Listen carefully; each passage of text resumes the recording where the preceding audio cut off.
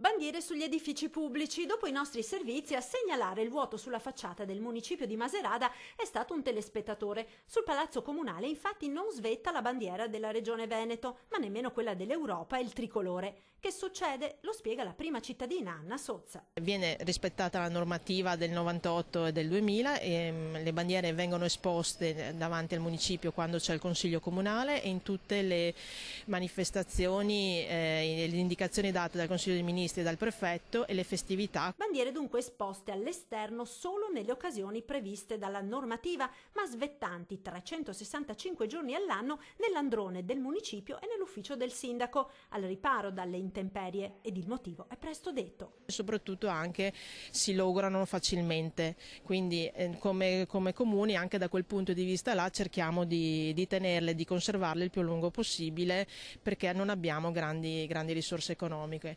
Però se questo cittadino entrasse dentro il comune anziché guardare solo da fuori, troverebbe le bandiere in entrata, le troverebbe nel mio ufficio, quindi lo invito a vivere il comune non solo da fuori ma anche da dentro.